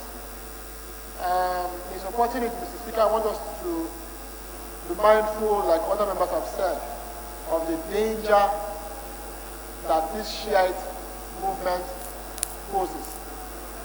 Mr. Speaker, a couple of years ago, Honorable Chris Azubogo, approach the chief whip. Honorable Chris Azubogo, approach the chief.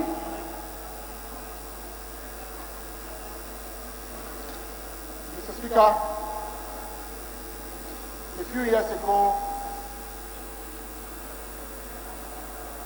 the leader of the Shiite movement in Nigeria, Sheikh El-Zakzaky, was arrested by men of the Nigerian army.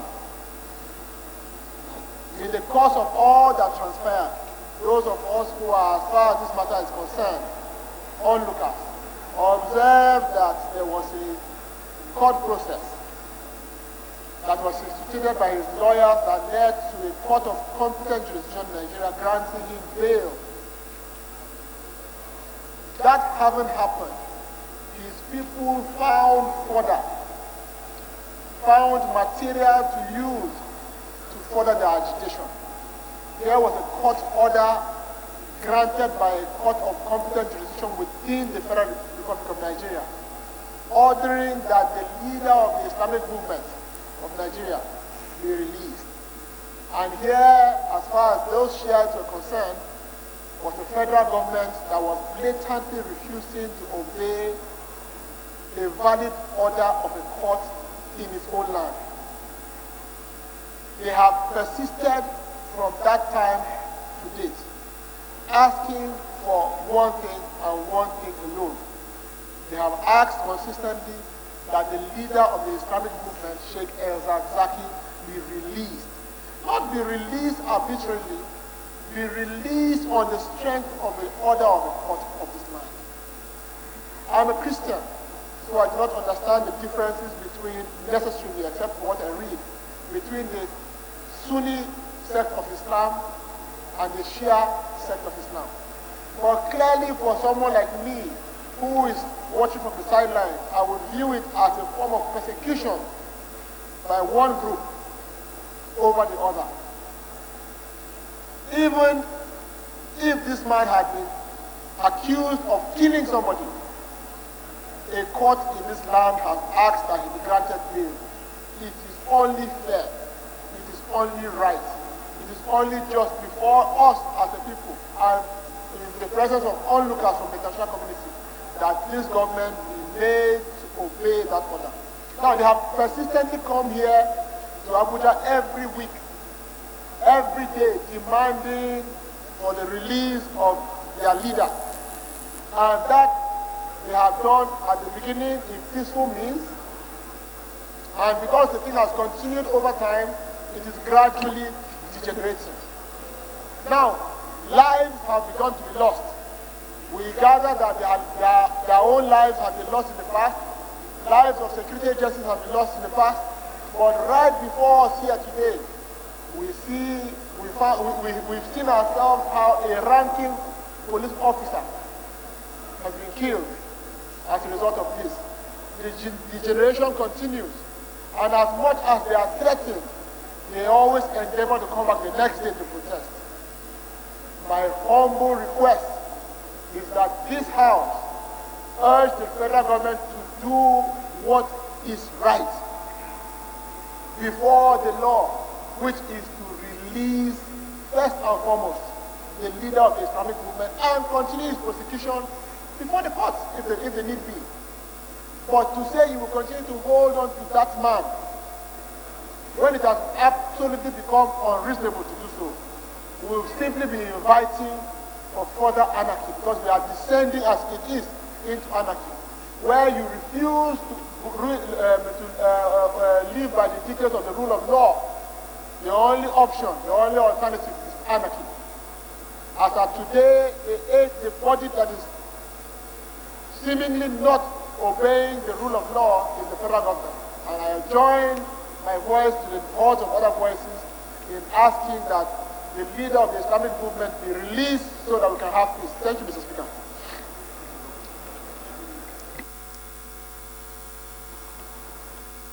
We're about to put the question. Honorable Jimo, 1 minute so we can move on.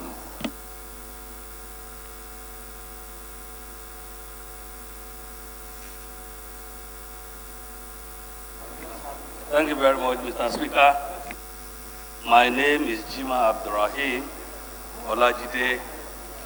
I represent Lagos Mainland Federal Constituency, Lagos State. I stand before you this afternoon, Mr. Speaker, to contribute to the issue on ground. There are many two ways into this. Simply because we are talking of court ruling, we are not talking of protesting. Protest in democracy is acceptable and is allowed. It does not translate to maiming and killing people, killing innocent people. We have to fight the two. If the executive arm has failed in its responsibility in ensuring that the issue of court ruling has not been obeyed, let us find out before we can criticize.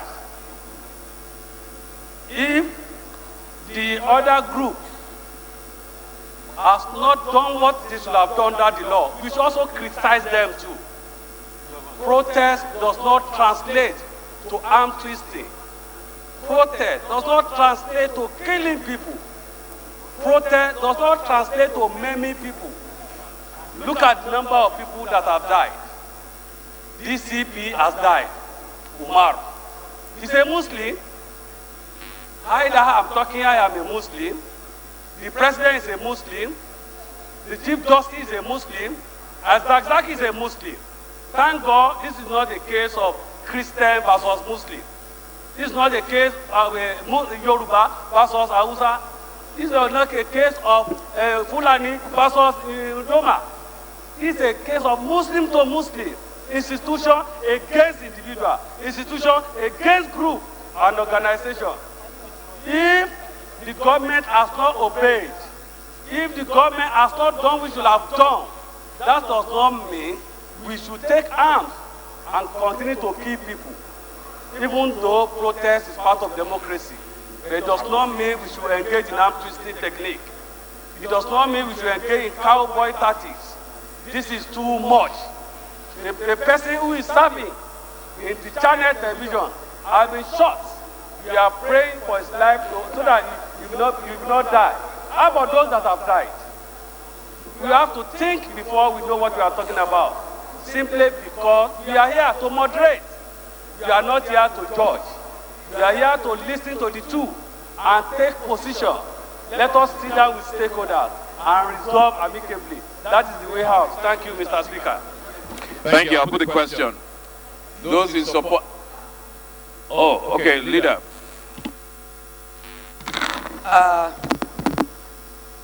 Thank you, Honorable Speaker, honorable members. My name is Honorable Al-Hassan Ado Dogwa. Mr. Speaker, I am representing the good people of Dogwa, Chudunwada Federal Constituency. My distinguished colleagues, I am from Kano State. Mr. Speaker, my own take on this very important motion is on the point of duty and on the point of responsibility. Mr. Speaker, I want to repeat that my take on this subject matter under discussion is on the point of duty and point of responsibility. Mr. Speaker, you may recall that in the last 2 weeks, Mr. Speaker may recall that in the last 2 weeks, you directed me, and I believe honorable members are entitled to know. You directed me as leader of this great chamber, the 9th House of Representatives. Mr. Speaker, you mandated me on behalf of the 360 members of this hallowed chamber to go and speak to the protesting members of Islamic movement of Nigeria at the first gate to the National Assembly. Mr. Speaker, that I did with all sense of responsibility and commitment to the fact that this house remains the house of the Nigerian people.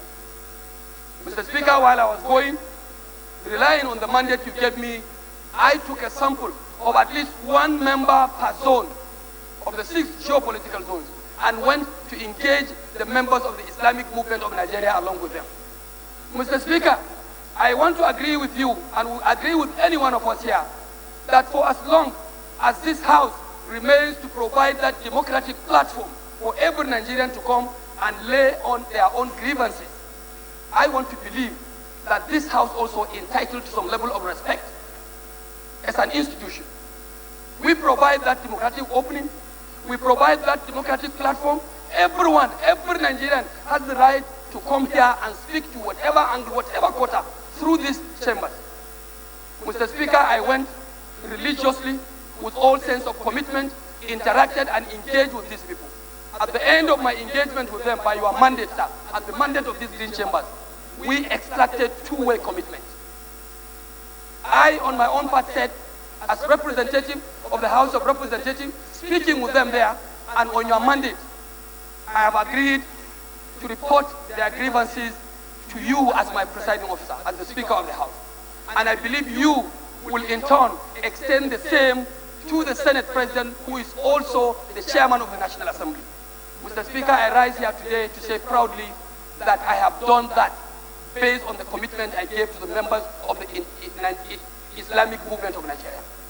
In our first meeting, our first inaugural meeting, our maiden meeting of the joint leadership meeting of the National Assembly, where the Chairman of the National Assembly, Senator Ahmed Lawan, chaired, and you deputized him, I took my time to report exactly what I have done with members of this group.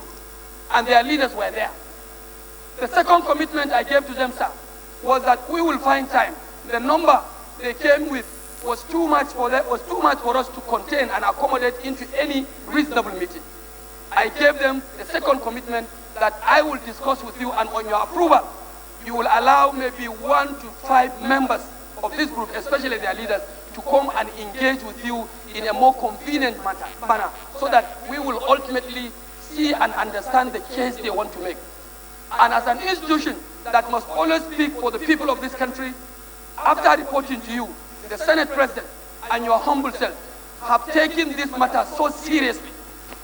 You have even gave the body of the principal officers a commitment that to take the matter upstairs to the upper quarter to see how you can be able to resolve it amicably. Mr. Speaker, I rise here to say with all sense of disappointment, even when I kept in touch with them, I have their numbers.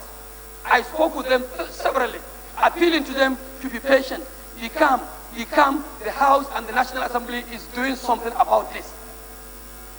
Only for us, to my disappointment and to the disappointment of this National Assembly, the next day was that this place became their next subject of attack. Whoever wants to go to justice Mr. Speaker, honorable colleagues, I want to say, must go with clean hands. We provide opening, we provide platform, we provide enabling environment for every Nigerian to come and share his grievances before us. And we will make sure that we will speak for them where they cannot be able to speak for themselves. We make sure that we will now extend their voices to where their voices may not be able to reach. I want to say with all sense of responsibility that the attack, their method on this institution was like a breach of the institutional commitment and agreement I gave to them.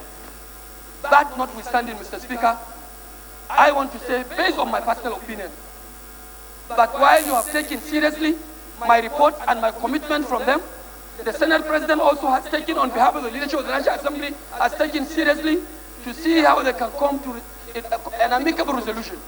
I would like to use this opportunity to urge and call on the leaders, the very respected leaders of the Islamic movement of Nigeria. Of course, it is a registered organization.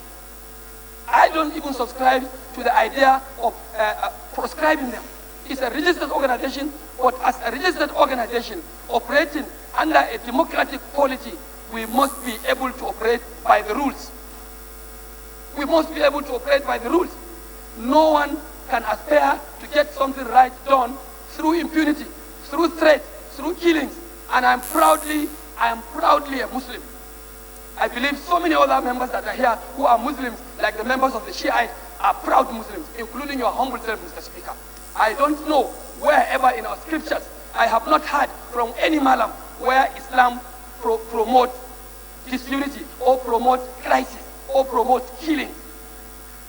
So these inactions, this protest, incessant protest, which is leading to killings of Nigerians, is anti-Islamic. I therefore want to say, as my own opinion, and by extension want to plead with my colleagues here to adopt as their own opinion, is that these people must sheath their swords. Members of the Islamic movement of Nigeria should respectively sheath their swords. Allow dialogue to continue. Allow engagements to continue. Let us be peaceful, so that in the end, we can be able to address this perennial problem, which all of us here are sympathetic to. Mr. Speaker, I think with this take, this is my submission, and I hope members will adopt my position as if it were their own. Mr. Speaker, if we don't do that and we continue the way we are going, it's like we are setting a very dangerous precedent, where someone will come around in the name of democracy, lay grievances, the next 2-3 days, when action is not taken, then he now takes the law to his hands. Mr. Speaker, this is unacceptable. It's unacceptable. And we must always try to let our people understand that wherever you come for any cause to fight for, you must do that judiciously and in tandem and in accordance with the rules of the land. I want to say, as somebody that is also the ambassador, as an ambassador of the government on the floor of the House, that government should also be concerned about the welfare and the plight of our people. If there is any matter to be discussed to allow Nigeria to be in peace, I want to also urge, on the other hand, that government should also employ means of dialogue and diplomatic resolutions of this matter. Mr. Speaker, this is my take, and I thank my honorable colleagues for listening to my own contribution to this very important matter. Thank you, and God bless Nigeria. Thank you, honorable colleagues. Before I put the question, I would want to, we'll take the amendments, but I just want to reiterate and piggyback on what Honorable Ado Dogwa submissions. We all heard him. He spoke, like they say colloquially, from the bottom of the heart. He spoke with passion, and I believe he carries the passion of the whole House. I think the whole House spoke through Honorable Ado Dogwa in his last submission. I think it's important that we begin to learn the culture of keeping faith with agreements and understandings. I remember when he went out there, we asked him to go out and talk to them. And he spoke to them thinking that, there will be a mutual understanding between the two parties. And we were surprised that, like he said, the very next day, there was a raid on the National Assembly. So this security we're talking about is not about the National Assembly, it's about the country as a whole. This thing can spiral to another level that we may not be able to contain it, and I think it's important we act and act fast. I will agree that we extended an invitation to treat to them, and that agreement was breached. And I think the carrot and stick approach sometimes is what is needed in situations like this. Dialogue must continue. I commend whoever brought the mover of the motion and those who have contributed. This is something we need to address, and we need to address it now. Let's say a stitch in time saves 9. We need to deal with this matter and deal with it, confront it frontally, and deal with it before it gets out of hand, if it hasn't already. So, honorable colleagues, I think there's one amendment from Honorable, I don't think it's the Honorable Luke. Honorable Luke, can you move your amendment?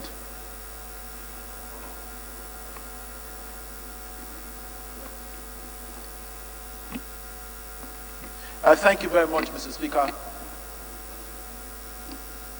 Luke Onothiok is my name. I speak for the people of Etinan, Nsatibum, Nsurubium Federal Constituency of Akwa Ibom State. Mr. Speaker, in the light of the challenges that we are faced within the security of this country, not only as portended by the Islamic Movement of Nigeria infraction, I think that it is pertinent that the leadership of this House should invite the security chiefs of this country for them to share their challenges and then equally share in the ways that this House can assist the security architecture of this country in finding lasting solutions to the many security infractions that we have in the country. So I hereby move an amendment for the leadership of this House to invite the security chiefs of this country with the aim of finding lasting solutions to the challenges of insecurity that we are faced with in this country. That is my amendment, Mr. Speaker.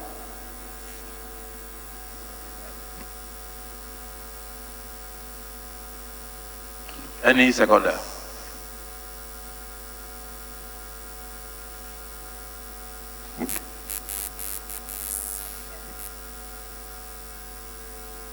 Or go ahead, Honorable Flatter. Oh, it's not even. Mr. Speaker, highly respected honorable colleagues, my name is Engineer Yakubu Nuhudanja. I represent the good people of Bako Danja Federal Constituency. Mr. Speaker, honorable colleagues, I am from Katsina State. I rise to second the amendment that there is a need for this honorable House to invite the security agencies in order to sit down with them, brainstorm, so as to see how this House can give an input on how we can be able to bring the lasting solution about this problem. Mr. Speaker, I so second. Thank you.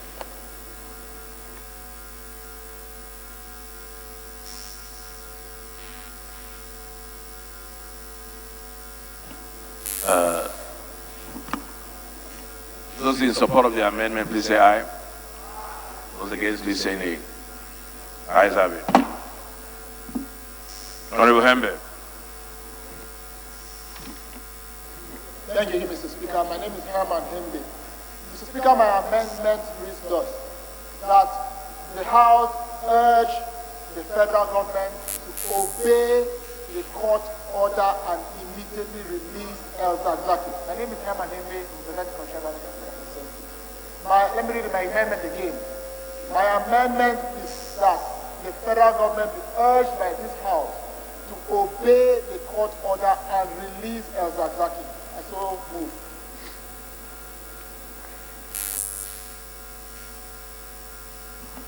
Any seconder?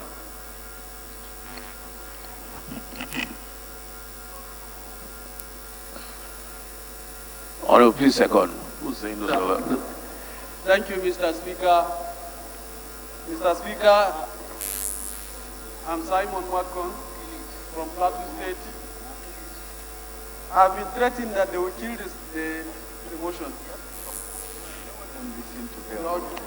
Well, Mr. Speaker, I rise to second the amendment ably moved by Honorable Hembe that the federal government should, as a matter of urgency, release the shared leader so that we avert further calamity. Thank you, Mr. Speaker. I so second.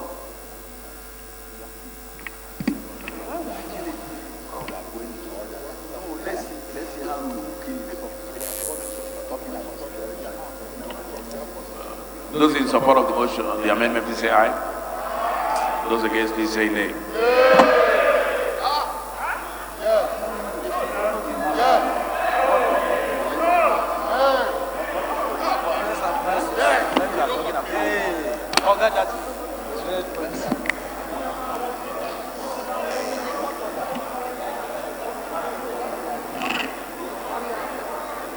Let's take it again. Those in support of the amendment say aye. Aye. Those against say nay. Nay. The nays have it.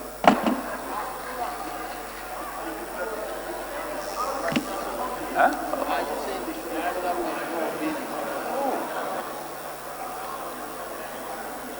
Honorable colleagues.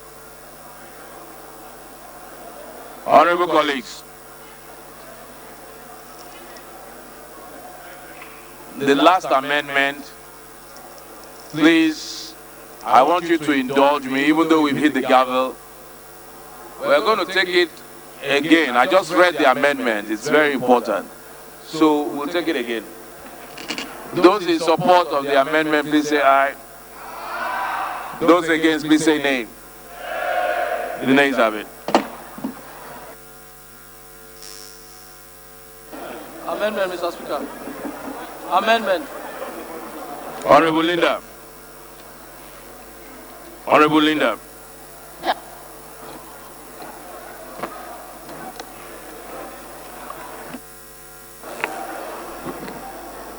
Mr. Speaker, honorable members, my name is Linda Chuba Ikeazu, member representing Onisha North and South Federal Constituency.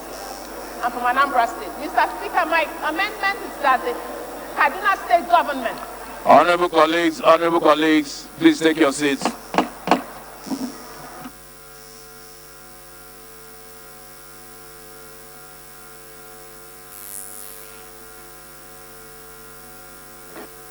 My amendment is that the Kaduna State government should obey the court order which had granted bail to Zagazaki. Yeah.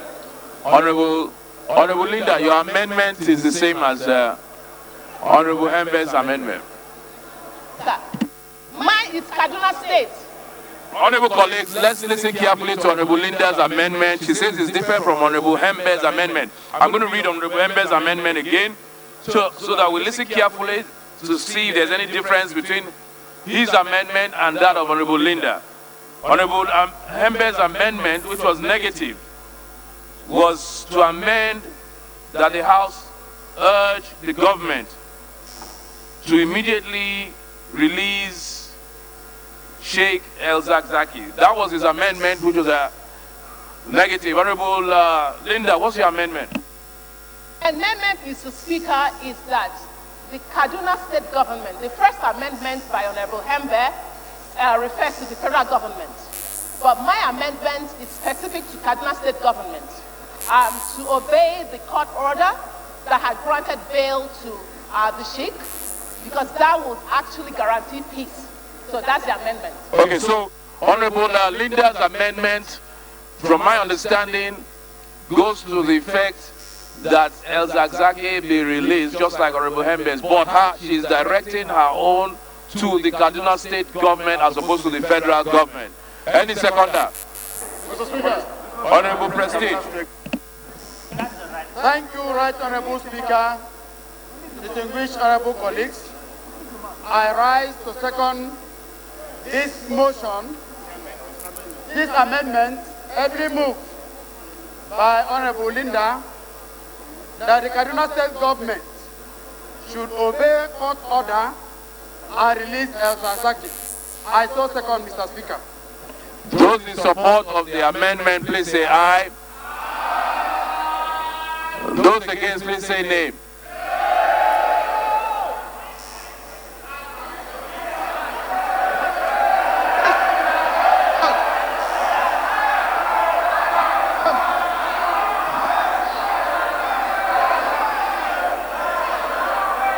Clerk. Honorable colleagues, honorable colleagues, honorable colleagues, this issue is very important and we must get it right. We must get it right. Clerk, clerk,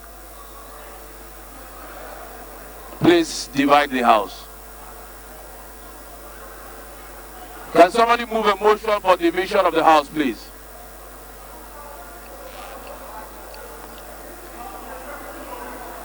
Move a motion for division of the house.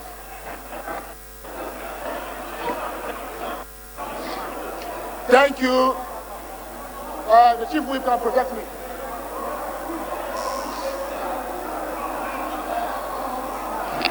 Order, please. Order, order. Order, please. Order, please. Honorable colleagues, honorable colleagues, we're going to suspend our rule book on moving motion for division, and I'm going to do the division right here and now. Those who are for the motion of Honorable Linda, please occupy the first 2 rows here. Those against the second 2 rows here.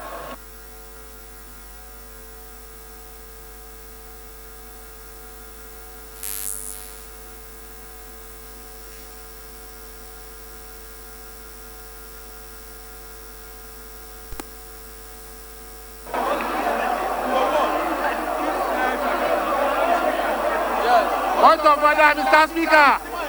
Point of order. Point of order, Mr. Speaker. There is a point of order in the course of a division until after the Order, Mr. Speaker. Point of order, Mr. Speaker. Point of order, Mr. Speaker. Point of order, Mr. Speaker. Point of order, Mr. Speaker.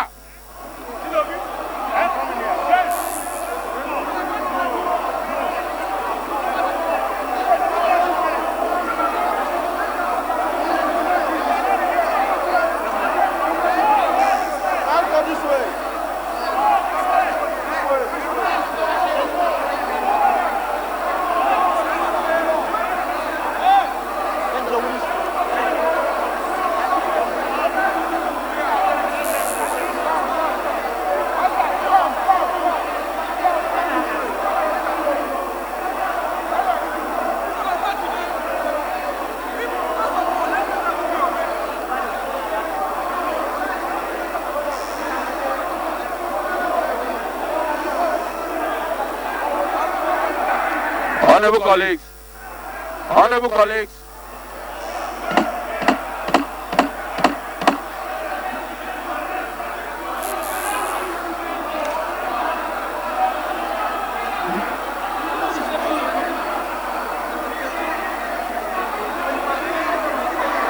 yeah. Clerk, please.